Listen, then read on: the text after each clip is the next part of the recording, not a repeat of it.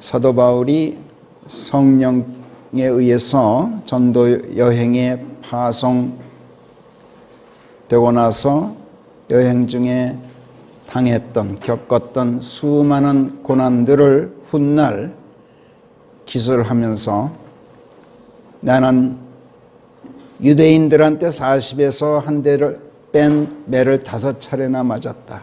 몽둥이로는 3번이나 맞았고 돌에 맞아 죽을 뻔하기도 했다. 파선당해서 하룻밤 하루낮을 기쁨 속에 있어 보기도 했다. 이렇게 수레했던 말, 성읍에서도 광야에서도 바다에서도 위험에 처했다. 거짓 형제들 속에서도 위험에 처했다. 피곤과 아픔, 잠 못 이루기가 일쑤였다. 배고픔과 목마름에 처해서 굶기가 일쑤였고 헐벗고 추위에 떨었다. 이런 고난들 외에도 내게는 매일매일 닥치는 고난이 또 있는데 교회들을 생각하면 모두가 걱정거리뿐이어서 그렇다. 이렇게 고린도후서 11장 24절부터 28절에 쓴 것을 우리가 지난주에 읽었습니다. 그런데 여기서 우리가 한번 가만히 생각해 봅시다. 이교도들에게 위험받고 강도들을 만나서 생명을 잃는 위기에 빠졌다. 사실 이런 고난이야 뭐 그리 새삼스러울 일이 아니겠죠. 낯선 땅에 나그네 길에 오른 사람이라면 타국인들 속에서 이런 고난들을 겪게 되는 것은 예사가 아니겠습니까? 항해 중에 폭풍을 만나 파손을 당했다. 이것도 마찬가지. 돛담배 타고 바닷길에 오른 사람이라면 거친 바닷길에서 누구나 통상적으로 겪게 되는 위험들이죠. 이 또한 새삼스러울 게 하나도 없습니다. 또 피곤과 아픔, 굶주림과 목마름, 잠 못 이룸에 시달렸다, 헐벗고 추위에 떨었다고 하는데 이 또한 전도 여행이라는 것이 본래 이런 것이 아니겠습니까? 예수께서 마태복음 10장에서 제자들을 파송하셨을 때 내가 마치 너희를 이리떼 한가운데로 양들을 보내듯 너희를 보낸다 이렇게 말씀하셨지만 그러시면서도 뭐라 그러셨습니까? 너희 전대 속에 여행경비 챙겨놓지 말아라. 금도 은도 놋도 챙겨놓지 말아라. 행랑 보따리 그거 꾸리지 말아라. 옷 입고 있는 옷 충분하다. 신발 마찬가지. 지팡이도 들고 있는 것 한 개면 된다. 더 이상 뭘 챙길 생각 말아라. 이렇게 명령하셨어요. 그야말로 맨손 맨몸으로 떠나라는 명령이었어요. 그러나 이때는 주께서 제자들을 이방인들이나 사마리아의 어느 성읍으로도 파송하신 것이 아니었죠. 이때는 동족들이 사는 예루살렘, 유대 땅 국내 여행이었어요. 그래서 일꾼은 제 끼니를 먹을 자격이 있기 때문이다. 이렇게 맨손 맨몸으로 떠나도 되는 이유를 말씀하셨어요. 복음 전도자가 어느 집에 찾아가든 복음 들고 가면 적어도 같은 백성 동족이라면 그 집에서 끼니 얻어먹을 자격은 있다는 거예요. 다만 기거하는 것만은 어떤 성읍이나 고을로 들어가든지 먼저 합당한지 알아보고 거기서 떠날 때까지 그 집에 눌러 있으라 이렇게 말씀하시고 들어가면서 인사하고 들어가고 그 집이 반가이 맞아주거든 너희의 평강이 그 집에 임하도록 하고 그 집이 만약 영접하지 않거든 너희 평강이 너희에게 되돌아오게 해라. 누구든지 너희를 영접하지 않거나 너희 말을 듣지 않으면 그 집이나 성읍에서 떠날 때 너희 신발에서 흙을 떨어내라.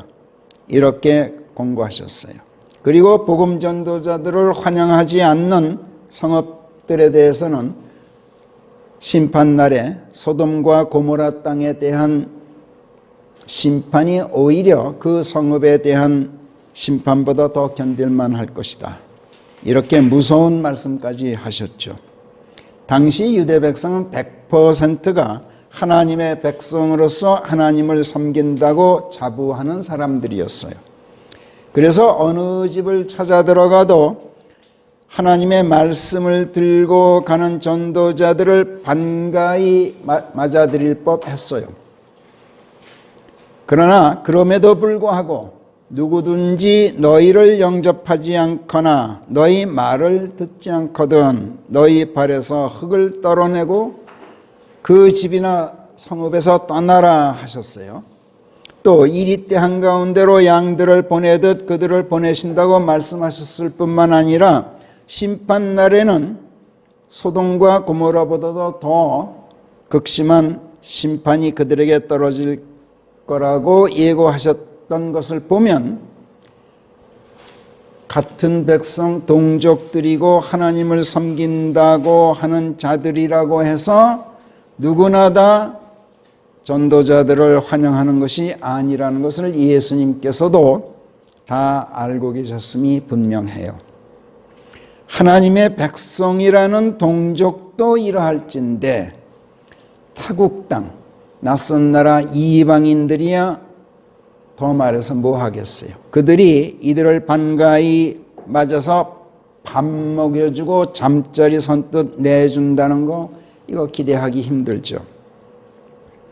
그렇기 때문에 바울이 타국 땅에 들어갈 때 자기를 기다리고 있는 것은 극심한 고난들일 것이라는 것은 충분히 예상하고 있었을 거예요.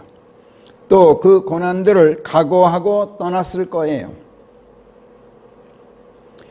그런데 유대인들한테 40에서 한 대를 뺀 곤장으로 맞기를 5차례나 했다. 몽둥이로 두들겨 맞기를 3번, 게다가 돌에 맞기까지 했다. 돌에 맞았다는 건 그냥 돌팔매질 당했다는 게 아니라 석형이라는 형벌로 사형에 처해졌다는 얘기예요. 사도행전 14장에서 있었던 일이죠.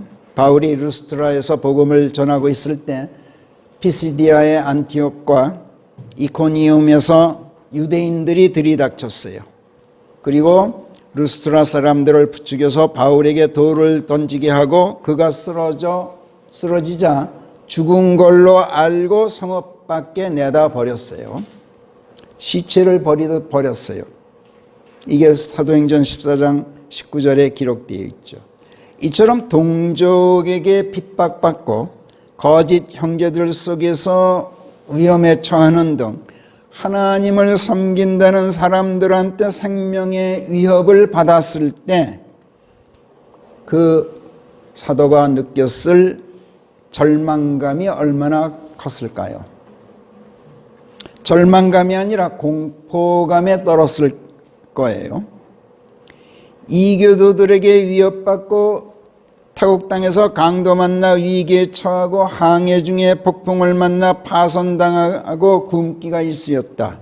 헐벗고 추위에 떨었다 하는 것 등은 새삼스레 놀랄 일이 아니지만 같은 하나님을 섬기는 동족들에게 또 거짓 형제들에게 이런 핍박을 당할 때 그야말로 죽으면 죽으리라 하고 죽기 살기로 전도 활동에 뛰어든 사람이 아니고서는 누구라도 이 죽음의 공포에 짓눌려서 두 손 들고 말았을 거예요.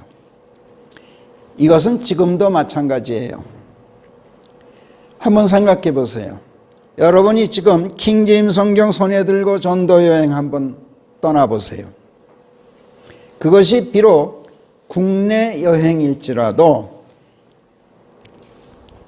이교도들에게 배척당하는 것이야 그렇다 치더라도 하나님을 섬긴다는 그리스도인들 중에서 여러분 반가이 맞아서 밥 먹여주고 잠재워줄 사람 몇이나 있을까요?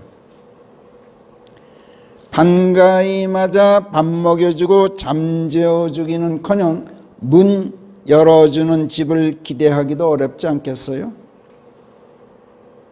심판날에는 소돔과 고모라 땅에 대한 심판이 그 성읍에 대한 것보다 더 견딜만 하리라 하신 경고의 말씀을 마음속에 담고 있는 사람이었다면 그 그리스도인이, 그래서 혹시라도 누가 우리에게 문을 열어준다 해도 킹제임스 성경 펼쳐놓는 순간 낯색이 변할 것이고 바른 복음을 들려주기라도 하면 그 자리에서 내쫓기고 말 거예요.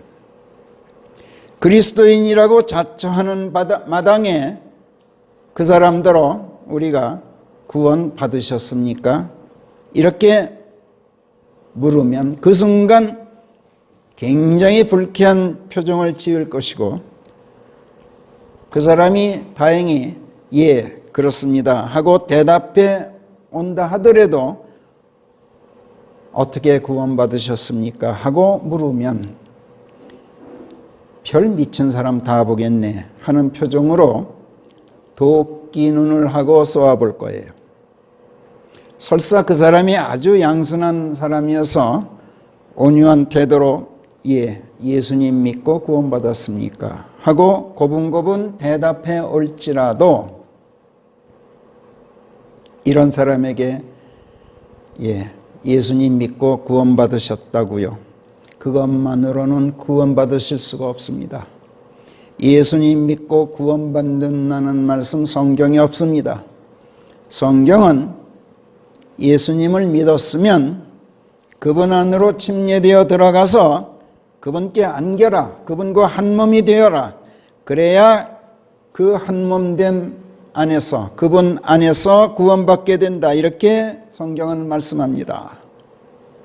예수께서 우리를 사랑하셔서 우리를 죽음에서 구속해 내시려고 우리의 모든 죄들을 짊어지고 우리 대신 십자가에 달려 대속의 죽음을 죽으셨습니다.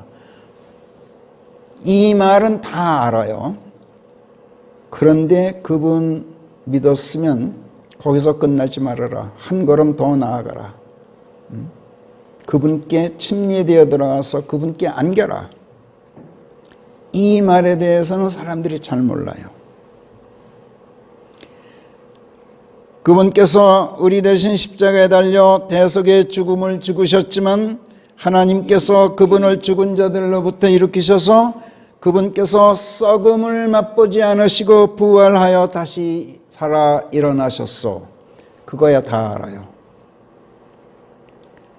그리고 지금 우리를 당신 안으로 불러들여서 당신 품에 놓고 우리와 한 몸 되기를 바라시고 우리를 부르고 계시오.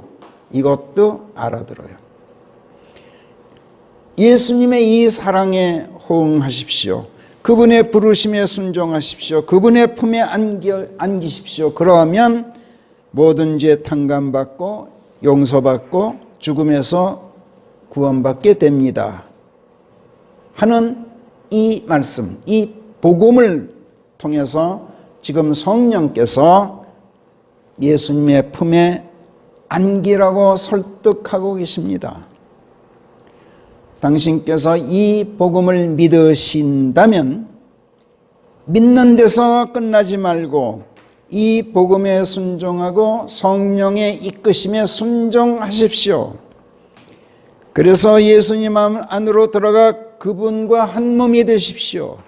이것이 성경이 말씀하는 침례이고 이 침례로 우리와 한 몸이 되어주시는 것이 예수 그리스도의 믿음이고 우리가 그분의 품에 안기면 그리스도의 이 믿음이 곧 우리의 믿음이 됩니다. 예수님의 믿음이 내 믿음이 되고 내 믿음이 예수님의 믿음인 것입니다. 왜? 한 몸이 되었기 때문에. 예수님과 우리가 한 몸이 되는 것은 서로 사랑하기 때문입니다. 그러나 우리가 그분을 먼저 사랑한 것이 아니라 그분께서 우리를 먼저 사랑하셨습니다. 그래서 믿음도 원래는 그리스도의 믿음이었습니다. 그러나 그분께 안겨 그분과 한 몸이 되면 그분의 믿음이 내 믿음이나 같은 것이 됩니다. 성경은 바로 이 믿음을 통해서 구원받게 된다고 말씀하고, 그렇기 때문에 구원은 하나님의 은혜로 이루어진다고 말씀합니다. 당신이 예수님을 믿은 것은 참 잘하신 일입니다. 그러나 당신이 믿어서 구원받았다는 것은 잘못된 생각입니다. 당신이 믿어서 구원받았다면, 당신이 만약 안 믿게 된다면 당신의 구원도 무효가 된다는 얘기 아니겠소? 사람이 믿는 것은 사람의 행위이기 때문에 도무지 믿을 수가 없습니다. 사람은 변덕스럽기 때문입니다. 오늘 믿고 구원받았다가 내일 안 믿는다면 구원이 무효가 되고, 모레 다시 믿어서 구원받는다면 구원이 다시 무효가 되었던 것이 다시 회복된단 말이요. 구원이란 게 그렇게 이랬다 저랬다 하는 것이란 말이요. 시시각각 변한다면, 그렇다면 십자가에서 흘려진 예수 그리스도의 피가 우리의 죄들을 대속했다 말았다, 우리를 죽음에서 구속했다 취소되었다 하기를 반복해야 한다는 것이니, 이게 어떻게 구원이라고 할 수 있겠습니까? 구원은 한 번 받으면 영원한 것입니다. 예수 그리스도의 십자가 보혈이 영원하기 때문입니다. 그래서 성령께서는 로마서 3장 3절 4절에서 그러니 설사 누가 믿지 않는다 한들 그게 무슨 대수냐? 그가 믿지 않는 그의 불신이 하나님의 믿음을 무효화시키느냐? 결코 아니니라. 기록되기를 주께서는 말씀들 안에서 옳다 인정받으시고 주께서 판단받으실 때에 이기실 수 있나이다. 한대로 하나님께서는 실로 참되신데 다만 인간만이 다 거짓말쟁이라 할지니라. 이렇게 말씀합니다. 우리를 향하신 하나님의 사랑, 우리와 한 몸 되어주시는 그분의 믿음, 이것은 영원히 유효합니다. 그러나 사람이 믿는 사람의 행위는 오늘 믿었다가 내일 안 믿고, 내일 안 믿었다가 모레 또 다시 믿고, 이런 식으로 변덕이 죽을 듯 해서 영원할 수가 없습니다. 인간은 다 거짓말쟁이이기 때문이죠. 그래서 당신이 예수님 믿고 구원받았다는 거, 당신의 행위로 구원받았다는 거, 이거 내일이면 무효가 될지도 모르고 그래서 취소될 수도 있다는 것인즉 그건 구원이 아니죠. 다시 말하거니와 구원은 오직 예수 그리스도 안으로 침례되어 들어가서 그분과 한 몸이 됨으로써만, 즉 믿음을 통해서만 이루어집니다. 그분 안으로 침례되어 예수 그리스도와 한 몸이 되는 것은 사람이 임의로 하는 것이 아니라 성령 하나님께서 하시는 일입니다. 그래서 믿음도 하나님의 선물이요 구원도 하나님의 은혜인 것입니다. 당신이 믿어서 구원받았다면 그건 당신의 행위로 되었다는 것인즉, 그렇다면 그것은 당신의 행위에 대한 보상이지 어떻게 하나님의 은혜가 되겠습니까? 구원은 보상이 아니라 은혜입니다. 예수 그리스도 안으로 침례되면 그분의 죽으심 안에서 당신의 죄로 물든 옛사람이 죽임당합니다. 그래서 당신의 죄의 몸이 멸하여짐으로써 그리스도께서 당신의 피로 우리의 죄값을 치르신 것이 마치 당신이 스스로 죄값을 치른 것처럼 하나님께서 계산해 주십니다. 죄값이 치러진 이것을 바로 성경은 의롭게 되었다 라고 말씀합니다. 우리와 한 몸 되어주신 예수 그리스도의 믿음이 우리의 모든 죄들을 탕감하고 우리를 의롭게 합니다. 앞에서도 말했듯이 당신이 믿은 것은 참 잘한 일입니다. 왜냐? 우리가 믿는 것은 구원의 아주 중요한 첫걸음, 구원의 단초가 되기 때문입니다. 그러나 믿는 것은 구원의 단초가 될 뿐 구원 자체를 성사시키지는 못합니다. 하나님께서는 우리가 믿으면 의롭게 되기에 타당하구나 하고 인정해 주십니다. 의롭게 되기에 타당하다고 인정받았으면 한 걸음 더 나아가서 정말로 의롭게 되어야 합니다. 그리스도 예수 안으로 침례되어 들어가서 그분과 한 몸이 되어야 하는 것입니다. 그러면 하나님께서 비로소 의롭다라고 선언하시고 이 선언으로 우리가 구원받게 되는 것인데, 우리 죄들을 대속하신 것도 그리스도께서 하신 일이요, 우리를 죽음에서 구속해내신 것도 그분께서 하신 일이고, 이 사실을 알려주신 것도 성령께서 하신 일이고, 그리스도 안으로 침례되어 그분과 한 몸이 되면 구원받게 된다는 복음을 전해주신 것도 성령께서 하신 일이고, 이 말씀을 믿은 우리를 예수님 안으로 침례시켜 주시는 것도 그분께서 하시는 일이고, 그분의 죽으심 안에서 우리의 죄의 몸을 멸하시는 것도 성령께서 하시는 일이고, 그리스도 안에서 우리를 새 사람으로 낳아주시는 것도 그분께서 하시는 일이며, 다시 사신 그리스도의 부활에 편성시켜서 우리도 다시 일으켜주시는 것도 성령께서 하시는 일인즉, 우리가 한 일은 아무것도 없고 모두가 하나님께서 하신 일이니, 그래서 구원은 모두가 하나님의 은혜인 것입니다. 그래서 성경은 그리스도의 믿음 덕에 하나님의 의가 믿는 모든 자들 위에 임하여 구원받게 된다고 로마서 3장 22절이 말씀하고, 우리가 이 믿음을 통하여 하나님의 은혜로 구원받게 되었나니 그 믿음도 우리 자신에게서 나온 것이 아니라 하나님의 선물인즉 우리의 행위에서 나온 것이 아니라고 에베소서 2장 8절 9절이 분명하게 말씀합니다. 또 갈라디아서 2장 16절에서도 구원이 우리 자신의 행위에 의해서가 아니라 오직 그리스도의 믿음에 의해서라는 것을 알고, 우리가 바로 그리스도를 믿고 그분 안에 안겼다. 이로써 우리가 우리 행위에 의해서가 아니라 그리스도의 믿음에 의해서 옳게 되었다. 이는 우리 자신의 행위로는 옳게 될 육체가 없기 때문이다. 이렇게 말씀합니다. 또 구원받는다는 것은 성령을 받는 것을 말하는데, 성령을 받는 것도 예수님과 한 몸 되는 믿음을 통해서 된다고 갈라디아서 3장 14절이 분명히 말씀합니다.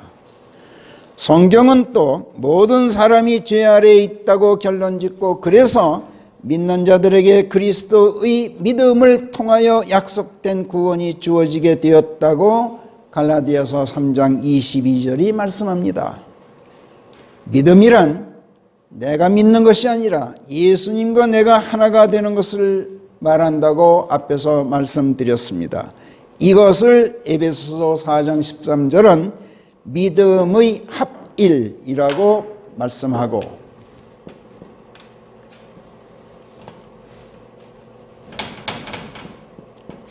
The unity of faith. 믿음은 합의를 말해요.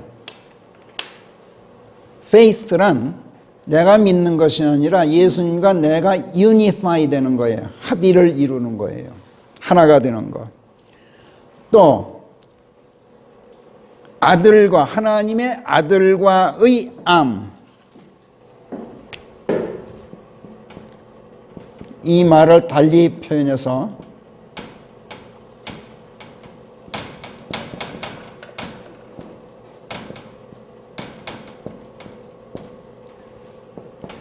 The unity of faith를 에베소서 4장 13절은 이렇게 해석하고 있어요.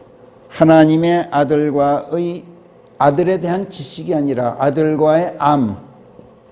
그래서 우리는 믿음은 곧 알미다. 믿음은 사랑의 결과다. 그래서 사랑, 믿음, 암, 이건 같은 뜻이다. 이렇게 우리가 배웠죠. 성경에서 안다. 이 말은 둘이 한 몸 되는 것을 의미합니다. 그래서 알면 곧 믿으며 둘이 하나가 되는 것은 서로 사랑하기 때문이, 그래서 암과 믿음 또 사랑은 결국 같은 뜻입니다. 이 믿음이라는 합일, 알미라는 합일, 이것을 이루어야 완전한 사람이 된다고 성경은 말씀합니다. 즉 그리스도의 충만하신 수준의 경지에까지 이르게 된다고 에베소서 4장 13절이 말씀합니다. 또 사도 바울은 빌립보서 3장 8절에서 11절까지 해서 이렇게 말씀합니다. 거기는 한번 우리 같이 읽어봐요. 빌립보서 3장 8절부터 시작. 내 주 그리스도 예수와의 알면서 최고의 경지에 이르기 위해서는 모든 것이 해지나지 않는다고 나는 생각하노라.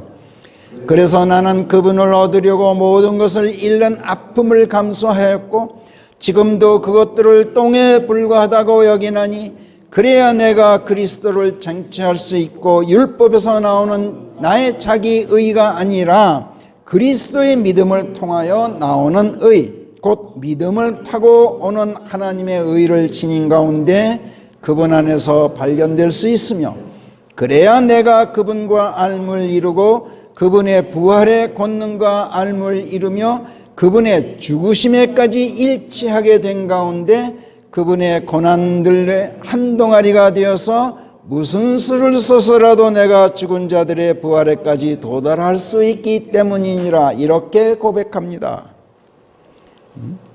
여기에 보면 그 알에 대해서 빌립보서 3장 그 10절에 보면은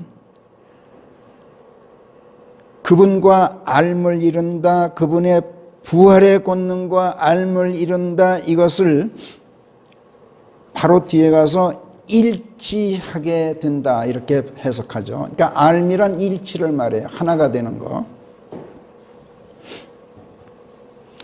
골로새서 1장 4절에서도 우리의 믿음을 그리스도 예수 안에 있는 너희의 믿음 이렇게 말씀하고, 그리스도 예수 안에 있는 게 너희 믿음이란 말이야. 디모데전서 1장 14절에서도 그리스도 예수 안에 있는 믿음과 사랑, 그러니까 믿음과 사랑을 같이 이퀄시하고 있어요. 이렇게 말씀합니다. 다시 말하거니와 당신이 복음을 믿었고 예수 그리스도를 믿었다는 것 참 잘한 일입니다. 그러나 당신이 믿어서 구원받았다는 것은 아주 잘못된 생각입니다. 당신이 믿었다면 당신은 의롭게 되기에 타당하구나 하고 하나님께 인정받은 것에 불과하지 정말로 의롭게 된 것은 아닙니다. 성령께서는 로마서 5장 7절 8절에서 선한 사람을 위해서라면 죽음이라도 무릅쓰는 자가 더러 있을지도 모르지만 그러나 의로운 사람을 위해서도 죽고자 하는 사람은 없느니라. 그러나 그리스도께서는 우리가 죄인들이었는데도 우리를 위해 죽으셨나니 하나님께서는 바로 그 점에서 우리를 향한 당신의 사랑을 천거하신다, 내세우신다. 이렇게 말씀하신 다음 9절 10절에서 그런즉 우리가 그분의 피 덕에 의롭게 되기에 타당하다고 이제 인정받았으니 그렇다면 much more 훨씬 더 해서 훨씬 더 나아가서 그분을 통하여 진노에서 구원되어야 할지니라. 이는 우리가 원수들이었을 때 그분의 아들의 죽으심 덕에 우리가 용서받고 하나님과 화해하게 되었다면 화해하게 된 여기서 훨씬 더 나아가야 그분의 살아나심 덕에 우리가 구원받게 될 것임이라. 등등 이런 성경 말씀들을 우리가 친절하게 그 사람에게 읽어주고 올바른 구원 교리를 가르쳐 주면서 의롭게 되기에 타당하다고 인정받은 것을 감사하고 인정받은 여기서 한 걸음만 더 나가십시오. 그리고 양팔 벌리고 당신을 부르고 계시는 예수님의 사랑에 호응해서 그분의 품에 흔쾌히 안기십시오. 그분 안으로 침례시켜 주고자 하시는 성령의 이끄심을 거부하지 마십시오. 이끄시는 대로 가만히 계십시오. 맡기십시오. 당신의 옛사람 그 죄의 몸을 그리스도의 죽으심 안에서 멸하시고 그분 안에서 당신을 새로 낳으시고 그분의 부활에 편성시켜서 당신을 진짜 그리스도인으로 거듭나게 하고 진짜 하나님의 자녀로 일으켜 세우고자 하시는 성령 하나님의 이 인도하심을 그냥 가만히 받아들이기만 하십시오. 이렇게 여러분이 구원을 권면한다면 지금 말씀드린 것이 제가 통상적으로 그리스도인이라고 자처하는 사람들에게 하는 이렇게 얘기를 해요. 지금 이 과정이 뭐 장로라는 사람, 집사라는 사람, 뭐 원로 장로라는 사람 다 이런 식으로 제가 복음을 전했어요.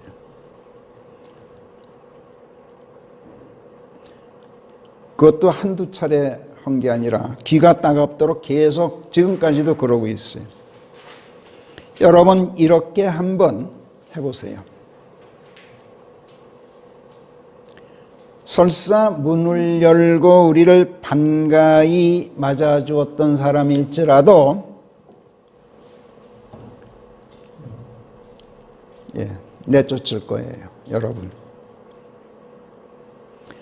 구원받았느냐 어떻게 구원받았느냐 하는 물음에 설사 순순히 예수님 믿고 구원받았습니다 하고 고분고분 대답해 왔던 사람일지라도 이렇게 구원교리를 다 성경 있는 그대로를 말씀해 주면 열이면 열 다 태도가 돌변할 거예요.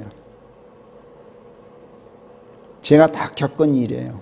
결국은 받아들여요. 나중에 계속 해야 돼요.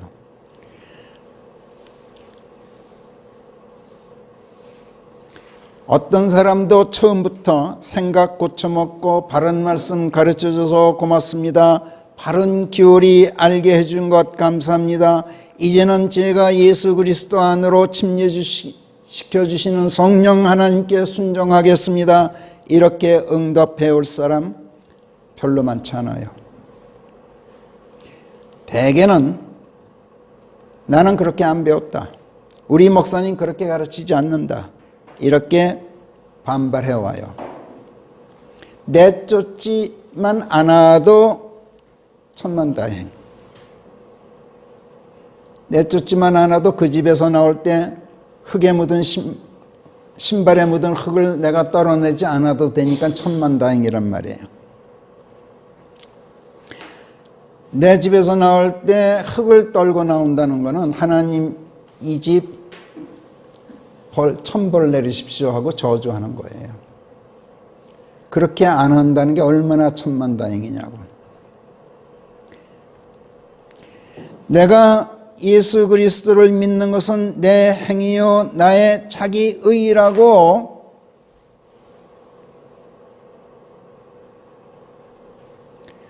말하는데 그렇다면 예수 그리스도 안으로 침례되어 들어가 그분의 죽으심 안에서 나를 죽이고 내 옛사람을 그분과 함께 장사 지내는 것은 내 행위가 아니란 말이냐 이렇게 반격해 오는 사람도 있어요.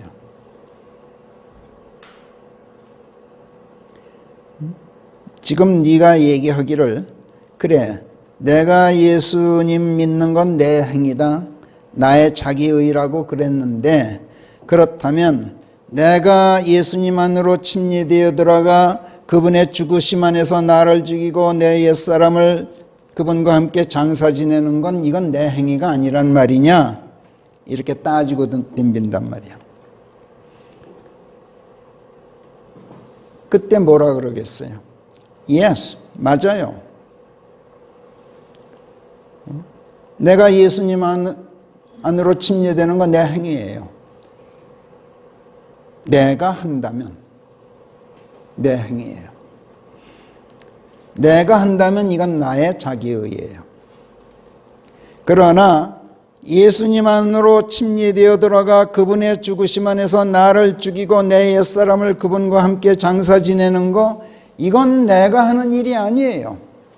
성령께서 하시는 일이에요.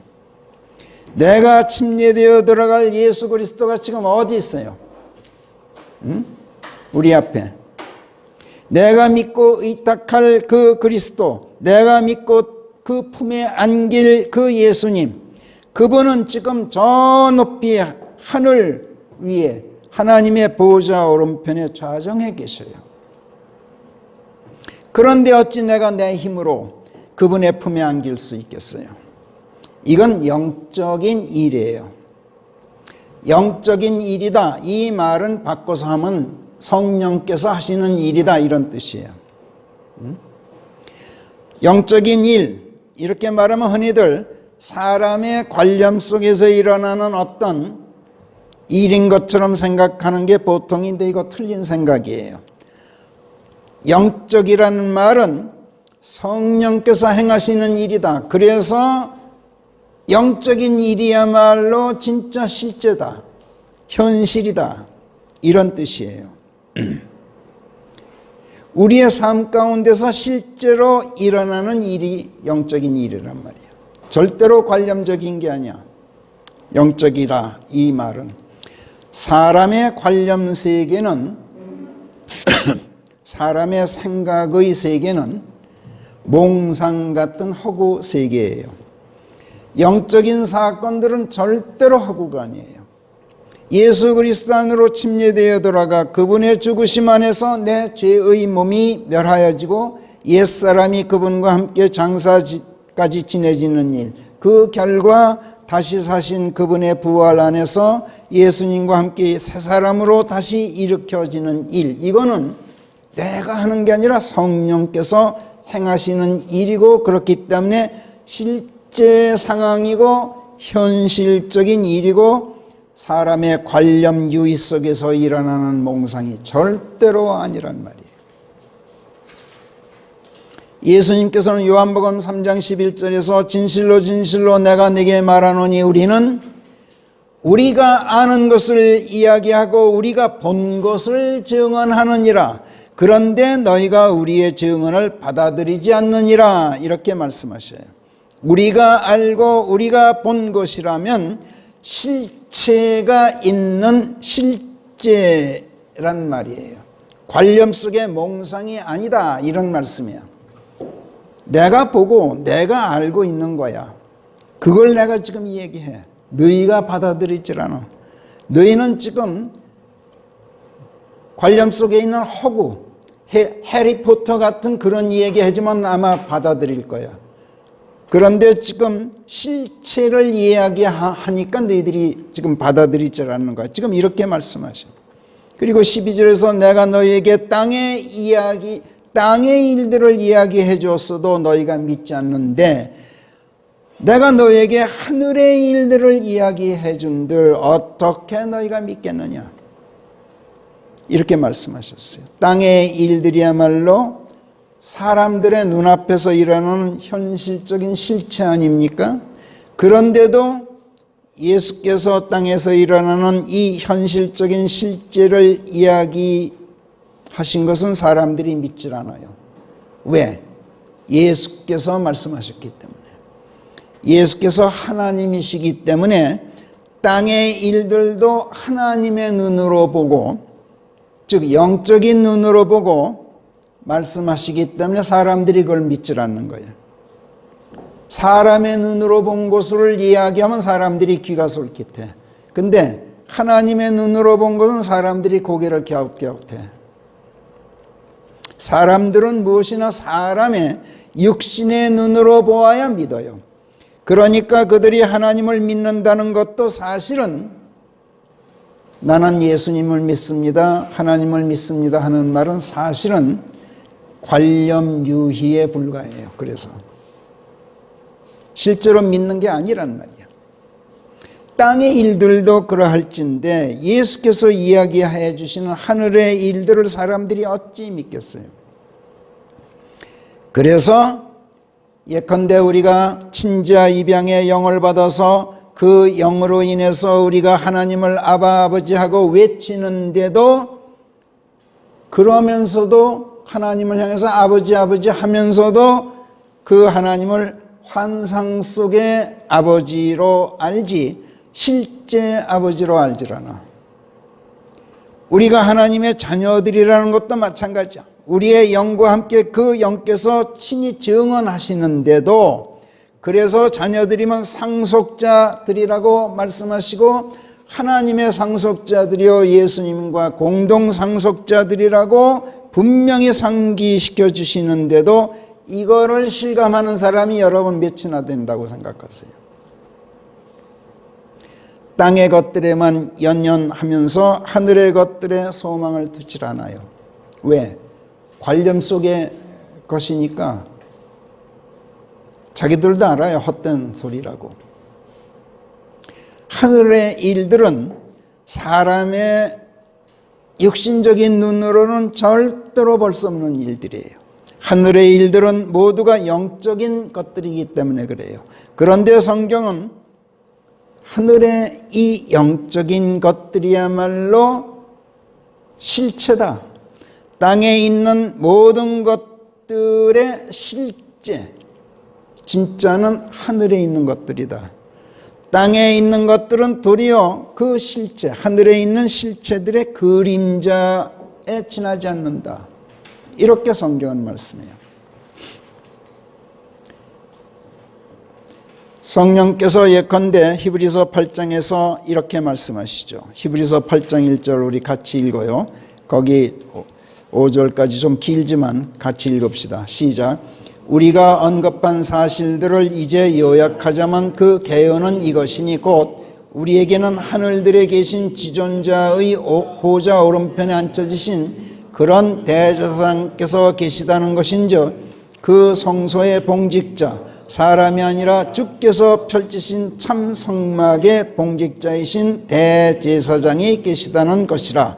대제사장은 누구나 다 예물들과 희생제물들을 드리라고 세워지느니라. 그렇기 때문에 이분께서 무엇인가 드릴 것이 있어야 한다는 것은 당연하니라. 이분께서 만약 지상에 계신다면 여기에 율법에 따라 예물들을 드리는 제사장들이 있으므로 이분께서 대제사장이 되지는 않으셨으리라.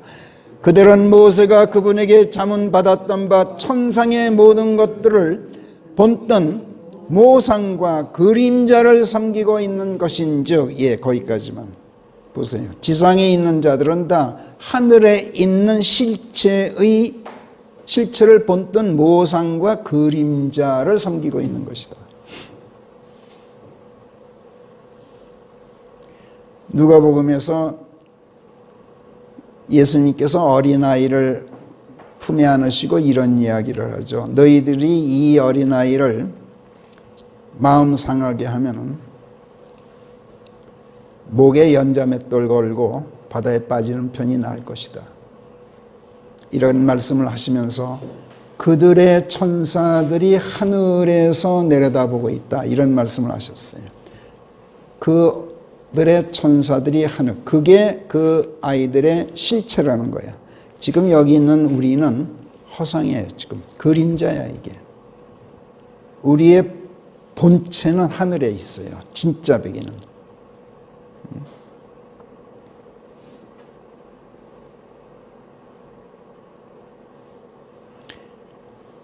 5절 다시 읽읍시다. 시작. 그들은 모세가 그분에게 자문받았던 바 천상의 것들을 본뜬 모상과 그림자를 섬기고 있는 것인즉 이는 모세가 성막을 지으려고 했을 때 하나님께서 말씀하시기를 너는 모든 것들을 그 산에서 내게 보여주었던 모형대로 만들도록 유념하라 하셨습니다. 그러니까 하나님께서 가르쳐 주신 성막의 그 시시콜콜한 것들은 전부 모형이야. 진짜가 아니라. 사람은 누구도 하늘에 올라가 본 적이 없죠. 그래서 하늘에 있는 것들을 상상만 할 뿐 실체들로 여기지를 못해요. 사람의 눈에 보이는 땅의 것들만 실체로 알고 있어요. 만약 하늘에 올라가서 그곳에 있는 실체들을 보았다면 땅의 모든 것들이야말로 하늘에 있는 것들의 모상들이요 그림자들에 불과하다는 것을 비로소 알게 될 거예요. 근데 예수님께서는 거기서 오셨어요. 실물 세계에서 오셨어. 그래서 땅에 있는 것들이 천상에 있는 것들의 그림자에 불과하다는 것을 알고 계셨고 그 그림자들을 하나님의 눈으로 바라다 보시고 땅에 있는 것들을 하나님의 눈으로 바라다 보시니까 실체를 보시는 거야. 하늘들에 있는 그 실체들을 보신단 말이야. 뿐만 아니라 사람이 되어오신 예수님 자신도 사실은 하나님의 실체셨잖아요. 이에 대해 성령께서 빌립보서 2장 6절 7절 8절에서 이렇게 증언하셔요. 빌립보서 2장 6절부터 시작.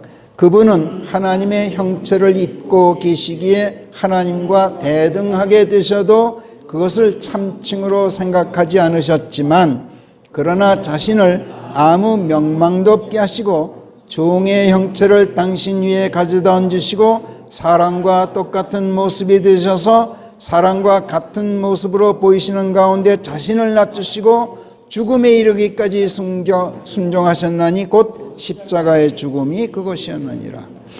또 로마서 8장 24, 25절에서도 우리는 소망으로 구원받았다. 그런데 소망은 눈에 보이는 소망이 소망인 것이 아니다. 사람이 보는 것이면 무엇하러 그 보는 것을 소망하겠느냐. 그러나 우리는 보지 못하는 것을 소망한다. 그렇다면 과연 우리는 그것을 인내로 기다려야 한다. 그러니까 우리가 하늘에 두고 있는 소망은 눈에 보이지 않는다. 그렇기 때문에 너희들 그거를 망각해서는 안 된다. 인내로 기다려야 된다. 그 실체가 실현되는 것을. 영적인 일들을 관념적으로 생각하는 종교인들은 소망도 사람의 눈에 보이지 않기 때문에 실체로 생각하지 않아요. 그래서 예수님의 다시 오심을 입으로는 재림재림 하는데 사실은 기다리질 않아요. 그들은 신기루 같은 땅의 헛된 것들을 쫓기에만 바빠요. 이 세상 군주인 마귀가 그렇게 시켜요. 그 결과 영적인 일들은 사람의 관념 속에 집어넣어둬요.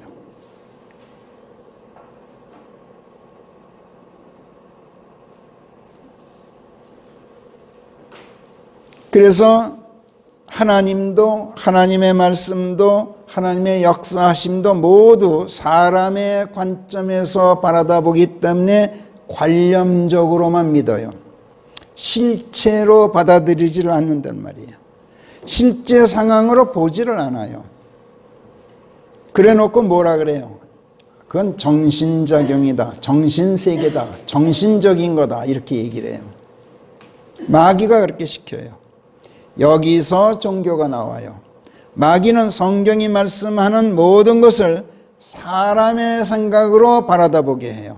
사람의 지식으로 쌓게 해요. 그리고 사람의 지식을 즐기게 만들어요. 이게 마귀가 하는 짓이야. 그리고 하나님과 하나님의 말씀들은 관념의 관 속에 넣고 못질해 버리도록 만들어요.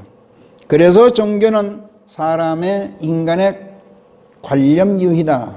우리가 여러 번 이렇게 배웠어요. 기독교라는 이름의 종교만이 그런 게 아니에요. 모든 종교가 그래요. 이슬람교든 힌두교든 불교든 모든 종교가 인간의 관념 유희예요. 종교적 교리 안에서는 그게 이슬람교가 됐든 불교가 됐든 뭐 천주교가 됐든 뭐가 됐든 간에 종교적 교리 안에서는 주역이 인간이에요. 하나님이 아니라. 신들은 인간의 말을 잘 듣는 하수인들에 불과해요. 그럴 수밖에 없잖아요. 종교적 교리 자체가 사람이 만든 것이니까. 내가 믿어서 구원받게 되었다고 말하는 사람에게는 이런 사실들까지 설명해 줄 필요가 없어요. 아무리 설명해도 이런 것까지 이해할 수 있는 명철이 그들에게는 없기 때문에 그래요. 나는 그렇게 배우지 않았다, 우리 목사님은 그렇게 가르치지 않는다 하는 그 사람이 혹시라도 그 목사님을 그 자리에 모셔온다면 그 목사님은 또 어떤 반응을 보일까요? 적어도 명색이 목사니까 최소한 하나님이 세상을 이처럼 사랑하사 독생자를 주셨으니 이는 그를 믿는 자마다 멸망하지 않고 영생을 얻게 하려 하심이라 하는 개역본의 요한복음 3장 16절쯤은 내밀어 보이겠죠. 이에 대해서 우리가 킹제임스 성경을 펼쳐들고 요한복음 36절 한 구절만이 아니라 최소한 그 앞에 14절부터 19절까지 그 대목 전체를 한 구절 한 구절 다 읽어주면서 요한복음 3장 14절부터 사람이 되어 내려온 아들은 또 그같이 반드시 들려 올려야만 하나니 마치 모세가 광야에서 뱀을 들어 올렸던 것 같이 되어야 하느니라. 그래야 누구든지 그를 믿고 그 안에 안기는 자가 누구든지 그를 믿는 자가가 아니라 누구든지 그를 믿고 인하는 자가 멸망하지 않고 영원한 생명을 갖게 되느니라. 이렇게 바르게 읽어주고 believe him이 아니라 believe in him 하는 자가 누구든지 그를 믿고 그 안에 안기는 자가 멸망하지 않고 영생을 갖게 된다고 바르게 읽어주고 그 다음 16절에서도 실로 하나님께서 이토록 세상을 사랑하셔서 당신의 독생자를 주신 것인즉 이는 누구든지 그를 믿고 그 안에 안기는 자는 멸망하지 않고 영원한 생명을 가지게 하기 위함이니라. 성경은 이렇게 말씀하오. 누구든지 그를 믿는 자는이라고 말씀하지 않소. 예수님을 믿었으면 in him, 그분 안에 안겨 그분과 한 몸이 되어서 그분과 알매 관계를 이루고, 그런데 또 거기 영무원이 서 있는데 말하기를 돈 내고 표 끊고 타는 기차가 아닙니다. 이 기차는 그냥 무임승차하는 기차입니다. 그러니 어서 타십시오. 이렇게 잡아 끌어요. 자, 그래서 부산행이라고 쓰인 팻말도 내가 믿고 공짜라는 그 안내말도 내가 믿었어요. 그런데 올라타라고 잡아 끄는 그 영문의 손은 내가 뿌리쳐. 그러면 여러분 부산에 갈 수 있어요? 다 믿었는데, 믿었으면 올라타라고 잡아 끄는 대로 순종해야 되잖아요. 그냥 거부만 안 하면 돼. 그러면 그냥 올라타게 돼. 그 기차 안에 인하고 그 좌석에 온하고 있어야 되잖아요. 그래야 내가 그 다음엔 뭐야? 가만히 있으면 돼. 그러면 4시간 되기도 전에 요즘엔 같으면은 부산에 데려다 놔. 기차와 한 몸이 되어 있기만 하면 돼. 모든 걸 맡기고 그 기차에 의탁해 있기만 하면 돼. 그러면 그 기차가 부산에 데려다 줘. 나를 하늘의 왕국에 데려다 놓는단 말이야. 내가 하는 일이라고는 하나도 없어요. 내가 한 일이라고는 단 한 가지, 그 기차가 부산행이라는 사실을 믿었던 거, 그 기차가 공짜라는 말을 믿었던 거, 이거는 내가 한 일이야. 그러나 내가 한 그 일이 나를 부산에 데려다 준 건 아니잖아요. 그렇잖아요? 내 행위가 나를 부산에 데려다 준 게 아니란 말이에요. 이렇게까지 알기 쉽게 비유를 들어 설명해 주어도 그 답답한 목사 양반 영 수긍하려고 들질 않아요.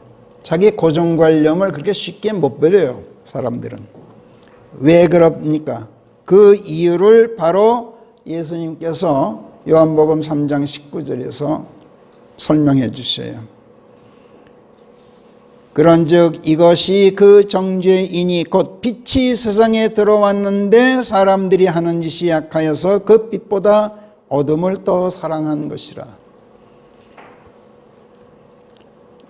사람들은, 이 종교화된 사람들 특히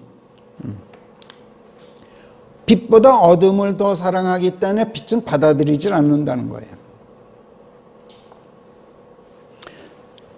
성령께서는 또 로마서 10장 1, 2, 3절에서도 그 이유를 이렇게 설명하셔요. 형제들아, 이스라엘을 위한 내 마음속 갈망과 하나님을 향한 기도는 그들이 구원받게 되는 것이라. 바울이 하소연해요. 나는 유대 민족이 구원받게 되는 거, 이건 내 마음속 갈망이고 하나님을 향한 기도의 핵심이다. 내가 그들에 대하여 증언하는 것은 그들이 하나님에 대한 열정은 있는데 그러나 알매 따른 것이 아니라는 것이라. 열정은 있는데 알매 따른 것이 아니다. 예수님과 한 몸이 된 가운데서 나오는 실제적이고 실체가 있는, 관념적이 아닌 그런 열망이 아니다. 그들이 갖고 있는 열망은 몽상 속에서 혹으로 가지고 있는 관념적인 열망에 지나지 않는다. 이는 왜 그러냐? 그들이 하나님의 의는 아랑곳하지도 않고 자신들의 의를 세우고 다니느라고 그런다. 자신들을 하나님의 의 아래에 순복시키지를 않기 때문이다. 이렇게 설명해요. 종교에서는 인간이 주역이에요. 그리고 하나님은 조연도 아니야. 하나님은 하수이냐. 조연이란 말은 주역을 돋보이게 하는 거예요. 단역이 아니야. 단역이 아니라 조연. 영화 보면 주연이 있고 조연이 있죠. 조연은 주연을 돋보이게 하는 사람을 조연이라 그래요. 이게 대단히 중요해요. 그래서 어떤 드라마나 영화도 조연이 있어요. 주연을 더 돋보이게 하려고. 그러니까 우리는 조연이고 예수님은 주연이야. 그러니까 우리는 예수님을 돋보이게 하는 조연이야. 그런데 종교에서는 내가 주연이야. 그리고 예수님이 조연이야. 조연도 못돼. 하수이냐. 이렇게까지 설명을 해줘도, 그러니까 KTX를 예를 들어서 설명해주고 알기 쉽게 성경 구절구절 다 참 그 관련 구절들을 증거로 해서 설명해주고, 그런데도 그 답답한 목사 양반, 내가 믿어서 구원받는다는 고정관념 버리지 못해요. 그리고 적어도 명색이 목사이기 때문에 성경을 좀 안다면 로마서 10장 9절 10절을 들이대게 돼 있어요. 이건 실제로 제가 다 그 체험한 거를 여러분에게 소개하는 거예요. 오늘 대단히 중요한 설교예요. 여러분, 이거는 집에 가서 다시 한번 꼭 들으세요. 여러분도 꼭 부딪혀야 되는 거예요. 로마서 10장 9절 10절 같이 읽어봅시다. 시작. 내가 내 입으로 주 예수를 시인하고 하나님께서 그분을 죽은 자들로부터 일으키셨음을 내 마음 안에서 믿으면, 잠깐만 보세요. 믿으면, 믿고 들어가면이 아니야. 믿고 의탁하면도 아니야. 믿으면 이래요. 그 다음 계속해서 시작. 믿으면 내가 구원받게 되리라는 말씀이라. 그래서 사람이 마음으로 믿어 의에 이르고 입으로 시인하여 구원에 이른다는 것이라. 이 말씀을 그 목사 양반이 여러분에게 반드시 들이대게 돼 있어요. 그 사람이 성경을 정말 잘 아는 목사라면 말이에요. 그리고 반격해 와요. 여러분 뭐라고 여기에 대응하시겠어요? 이 말씀만 뚝 떼어서 보면 주 예수를 입으로 시인하고 마음속에 믿으면, 즉 내가 믿고 내가 입으로 시인하면 그 행위로, 내 행위로 구원받게 된다는 말씀 그대로예요. 그렇잖아요.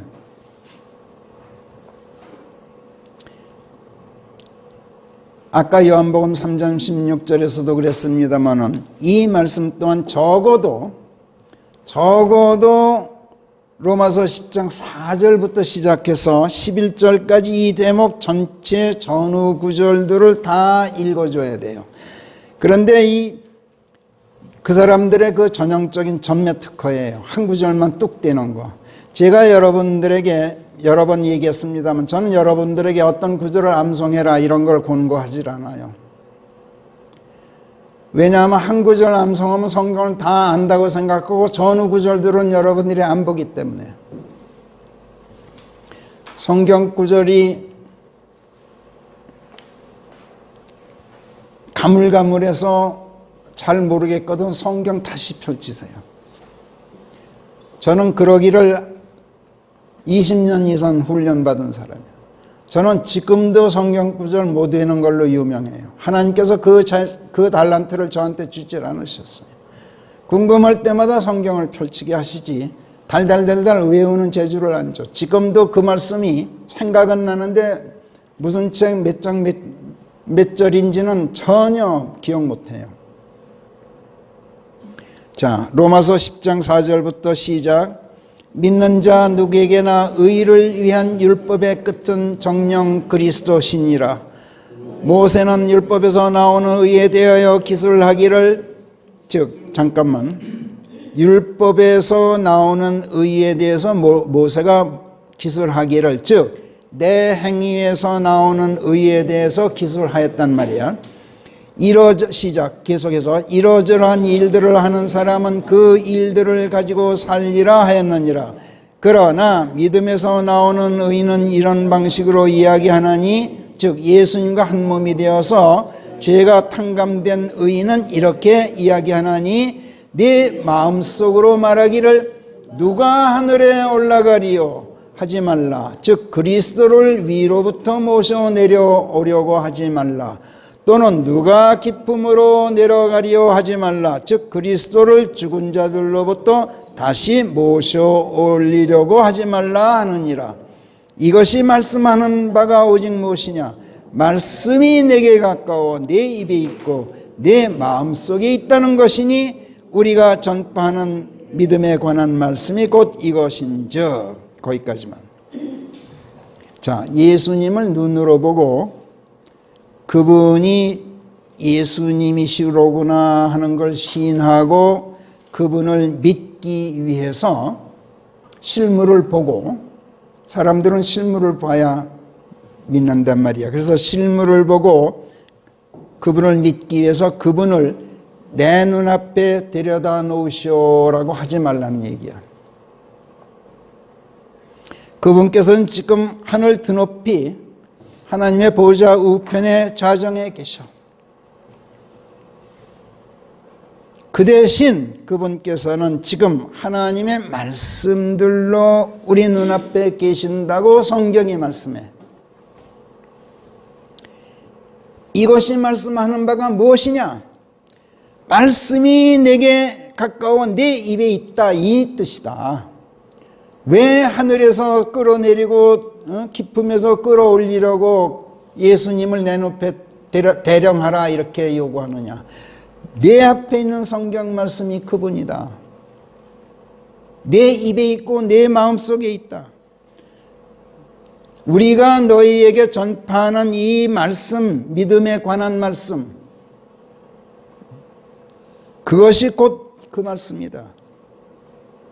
예수님께서는 하늘에 계시되 말씀을 육신으로 입고 우리 앞에 임하여 계신즉 그분께서는 사실상 멀리 계신 것이 아니라 내게 가까이 계시고 말씀으로 계시기 때문에 내 입에 실물로 계시고 영으로 계시기 때문에 내 마음속에 실체로 계신다.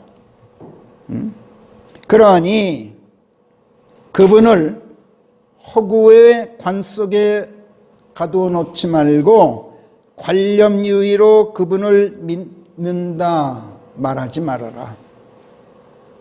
우리가 전하는 하나님의 말씀들을 내 앞에 계신 그분의 영, 그분의 실체로 보아라. 그리고 그분을 실제로 보는 가운데 우리가 전하는 말씀이 무엇이냐? 9절 시작. 네가 네 입으로 주 예수를 시인하고 하나님께서 그분을 죽은 자들로부터 일으키셨음을 네 마음 안에서 믿으면 네가 구원받게 되리라는 말씀이라. 자, 네가 네 입으로 주 예수를 시인하고 그분의 부활을 믿으면 의롭게 되기에 타당하다고 인정받게 되어서 네가 구원받게 되리라는 것이 곧 우리가 전하는 복음이다. 처음에는 의롭게 되기에 타당하다고 인정받는다. 그 과정을 거쳐서 결국은 구원받게 되리라는 것, 이것이 우리가 전하는 복음이다. 그러나 시인하고 마음 안에서 믿으면 그게 곧 구원이라는 얘기는 아니다. 입으로 시인하고 마음 안에서 믿으면 구원에 이르는 길에 들어섰다는 뜻이다. 아까 비유를 들었듯이 부산행 기차라는 것, 그 기차가 가만히 서 있는 기차가 아니라 살아 움직여서 부산까지 달리는 기차라는 것, 그리고 공짜로 타고 갈 수 있다는 것을, 기차라는 것, 이걸 믿고 시인했으면 올라타라. 그래야 부산에 이르게 된다. 올라타는 것도 성령께서 이끌어 주시니까 이끄시는 대로 너를 맡겨라. 다음 10절을 보세요. 시작. 그래서 사람이 마음으로 믿어 의에 이르고 입으로 시인하여 구원에 이른다는 것이라. 보세요. 이른다야. 사람이 마음으로 믿어 의롭게 되고가 아니라 입으로 시인하여 구원받게 된다가 아니라 이른다, 이렇게 표현해. unto. 어디에 이르는 발걸음이란 얘기예요.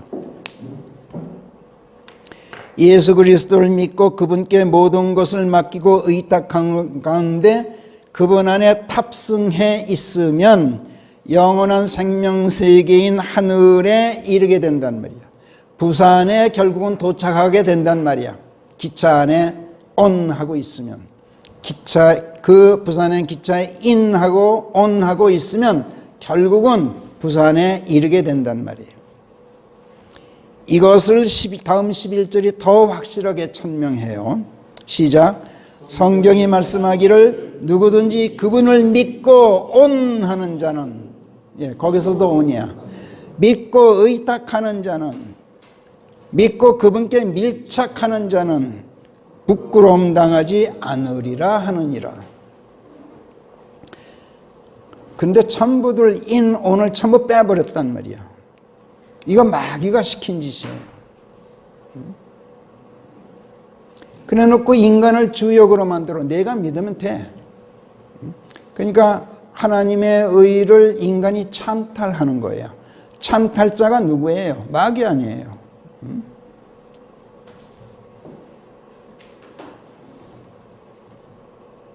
성경 말씀들을 말씀된 그대로 받아들이는 온유함, 겸손, 말씀된 그대로 그냥 나를 가만히 앉혀두고 있는 것이 겸손이야.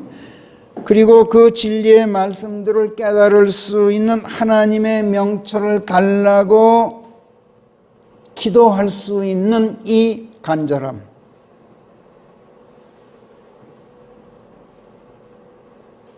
이게 사람들한테 없어요. 사람의 명철로는 절대로 성경이 계시하는 이런 진리들을 깨닫고 받아들일 수가 없어요. 사람의 눈으로는 예수님을 눈앞에 두고도 그분을 보지 못해요. 지난날 유대인들이 다 그랬잖아요. 사람의 귀로는 하나님의 음성을 들어도 듣지 못해요.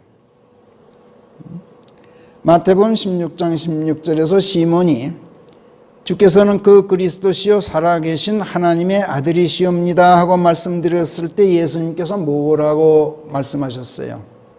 바요나 시몬아 네가 복되도다. 왜?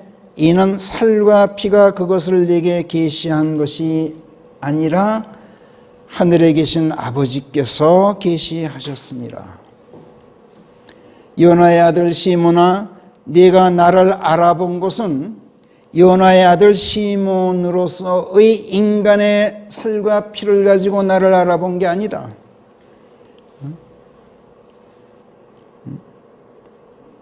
너는 복된 자로서 나를 보았다. 즉 하나님께서 그것을 내게 보여주셔서 내가 하나님의 사람이 되어 있는 상태에서 나를 보았다. 그래서 너는 복된다.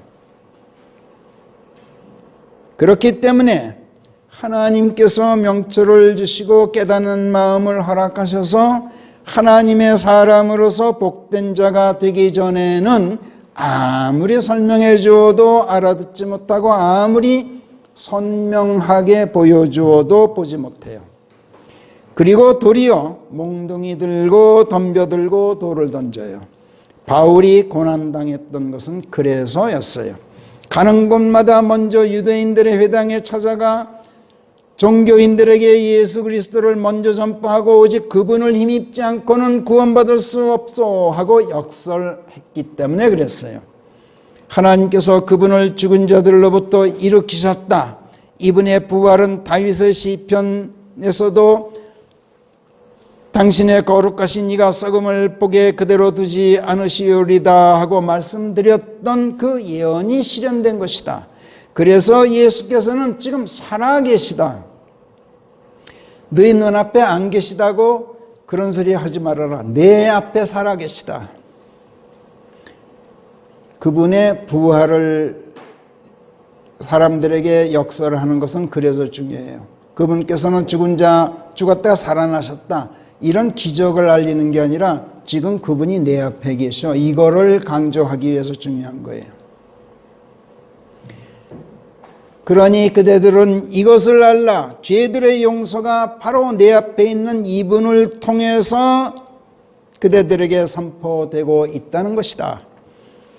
그대들 자신의 행위로는 그 어떤 죄로부터도 이렇게 되기에 타당하다고 인정받을 수가 없었다. 그러나 이분을 힘입으면 믿는 모든 사람들이 모든 죄들로부터 의롭게 되기에 타당하다고 인정받게 된다는 것을 알라. 여기까지만 바울이 역설했어요.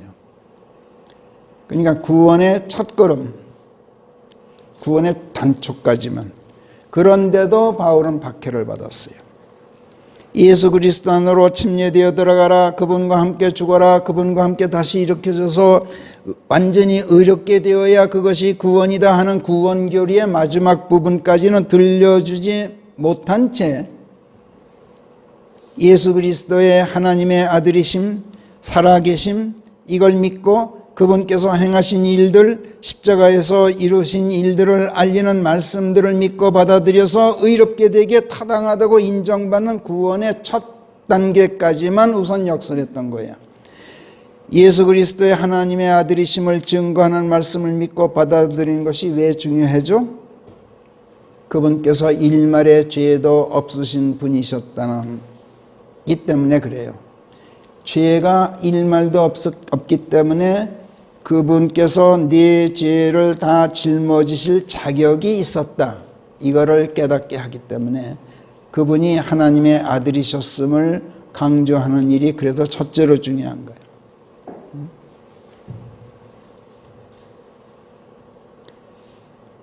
구약시대 율법하에서는 그 어떤 흠없는 짐승도, 그 어떤 고결한 대제사장도 그런 자격이 없었어요. 구약시대 율법하에서는 짐승제물도 대제사장도 다 장차 임하실 하나님의 어린 양 예수 그리스도를 표상하는 그림자에 불과했어요. 그림자나 예표는 허상이에요. 실물이 아니에요. 실물이 아닌 허상은 실제적인 것을 보여주는 어떤 상징이나 흉내일 뿐이지 실제 그 자체가 아니란 말이에요. 그러나 그 예표들이 표상했던 실체가 오셨어요. 예수 그리스도가 바로 그 실체셨어요. 이분께서는 하나님의 아들이시기 때문에 죄가 있을 수 없는 분, 그렇기 때문에 이분만이 내 죄들을 대속할 자격이 있고 나를 죽음에서 구속해내실 수 있는 유일한 자격자이시다 인 거예요. 이것을 우리가 어떻게 합니까? 성경 말씀을 통해서 알아요. 성경이 없으면 이걸 우리가 모르잖아요. 그렇기 때문에 우리가 죄들을 용서받고 죽음에서 구속되려면 무엇보다 이것을 증언하는 성경 말씀들을 내가 믿고 받아들이는 일부터 해야 돼요. 성경 말씀들을 믿지 않고 하나님께서 하나님의 아들이시다, 무슨 그분만이 일말의 죄도 없기 때문에 오직 그분을 통해서만 죄들을 용서받고 죽음에서 구속되어 지옥에 가지 않게 된다 하는 모든 사실들이 성경을 떠나서는 전부 뜬구름 같은 허황된 이야기에 지나지 않게 돼. 관념적인 허구가 되고 말아요. 실제가 되지 못해요. 성경을 떠나서는. 그래서 성경은 무엇보다도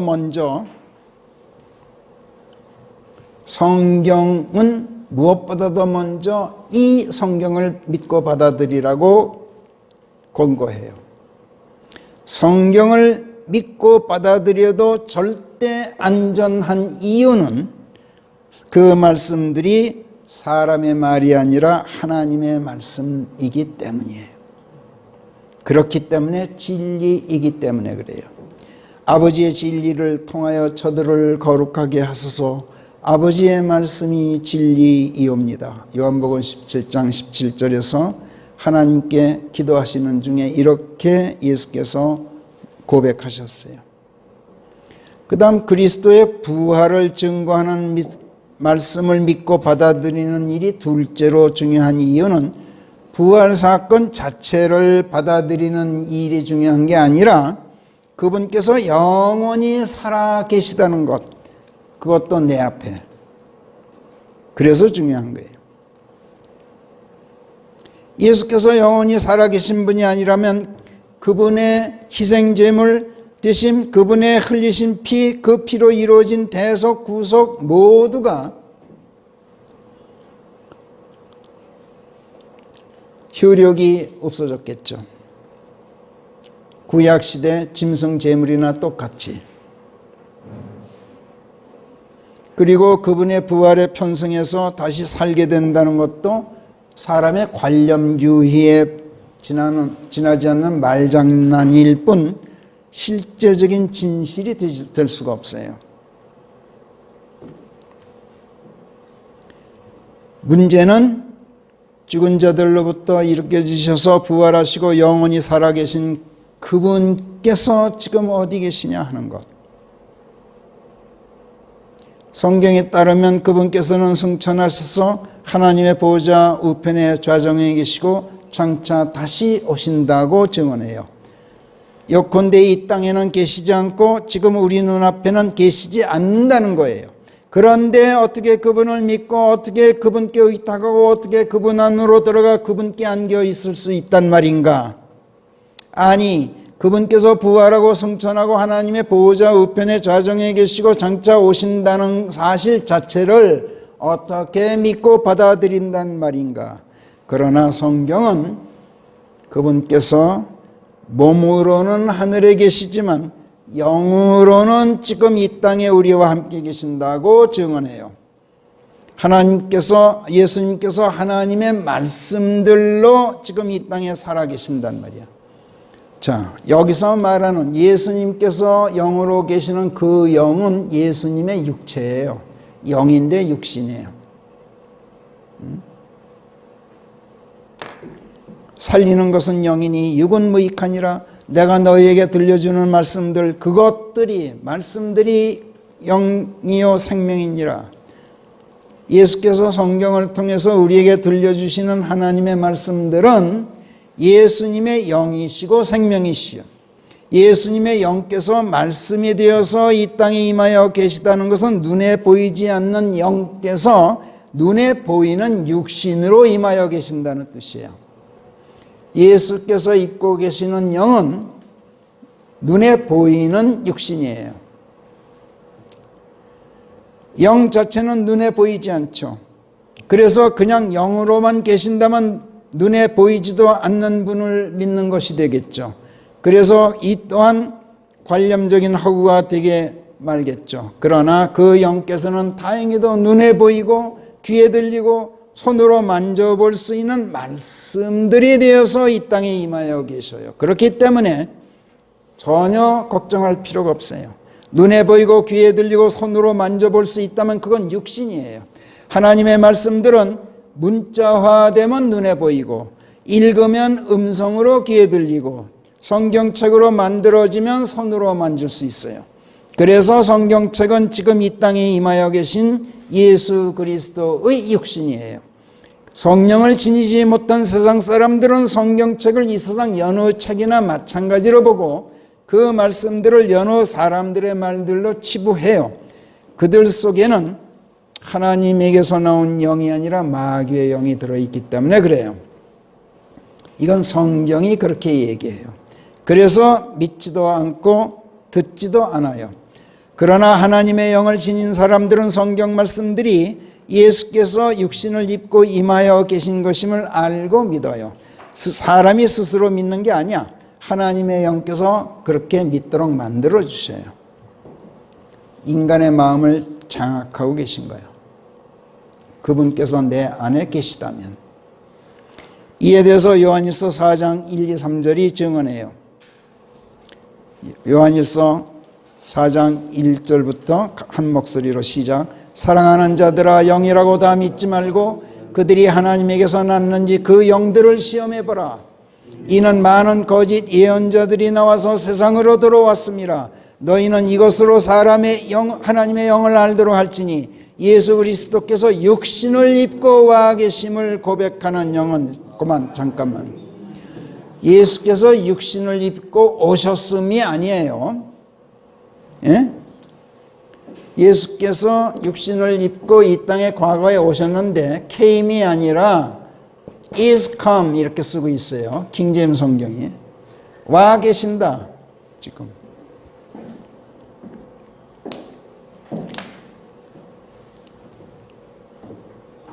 이 절 다시 시작. 너희는 이것으로 하나님의 영을 알도록 할지니 예수 그리스도께서 육신을 입고 와 계심을 고백하는 영은 다 하나님에게서 났느니라.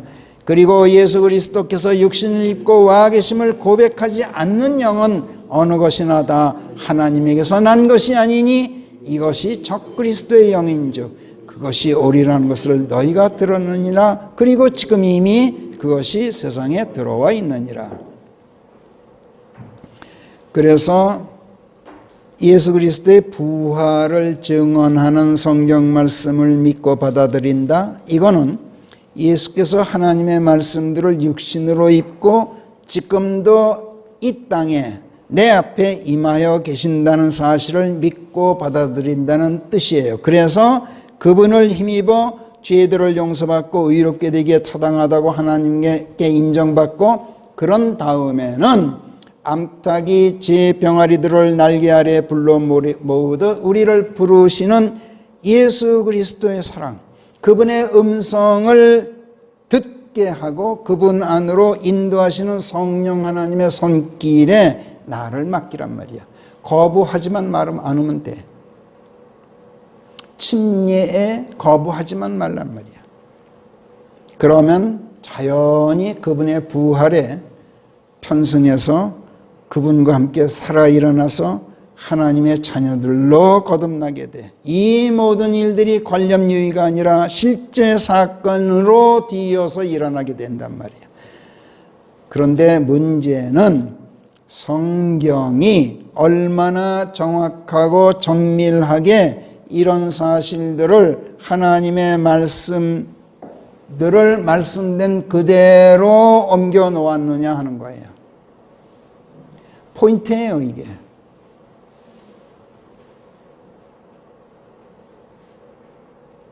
성경 말씀들을 말씀된 그대로 옮겨 놓지 않으면 이건 예수께서 입고 계신 그분의 육신을 훼손하는 일이에요.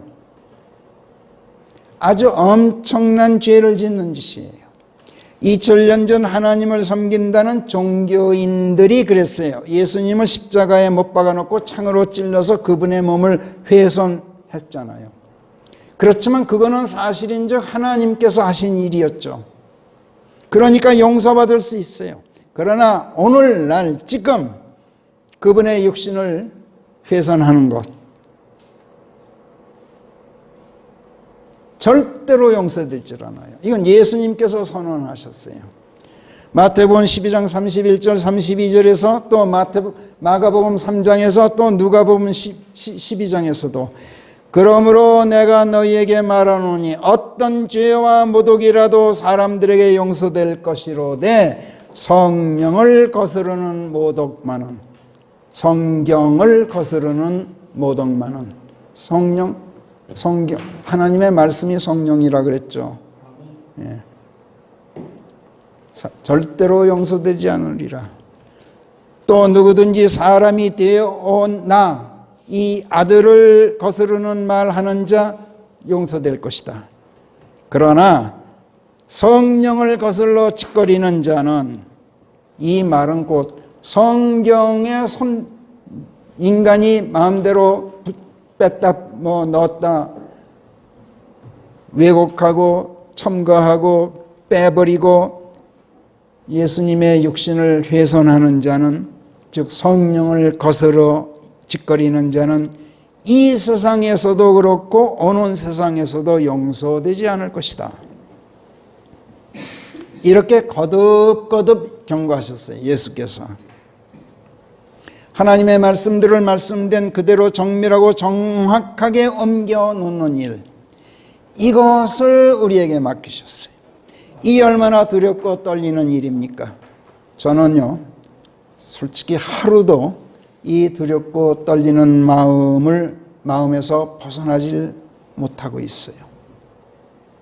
기도하겠습니다. 하나님, 밖에서 이루 말할 수 없는 고난을 당하면서도 그런 것들 말고도 또 내게는 매일같이 닥치는 것이 있나니 교회들을 생각하면 모두가 걱정거리라. 이렇게 말한 사도 바울의 말이 자꾸만 저희 마음에 걸립니다. 저희들은 지금 생명의 빛, 진리의 빛이 세상에 들어온 지 오래건만 하는 짓이 악해서 빛보다 어둠을 더 사랑하는 자들로 저희들은 지금 사방으로 에워싸여 있습니다. 저들은 아버지 하나님도, 하나님의 말씀들도, 말씀으로 임하여 계시는 예수 그리스도도,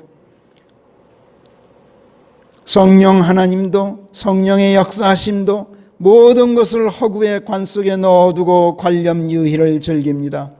그러면서 주를 믿고 구원받았노라 하나님의 말씀을 믿노라 하면서 헛된 말들을 짓거립니다.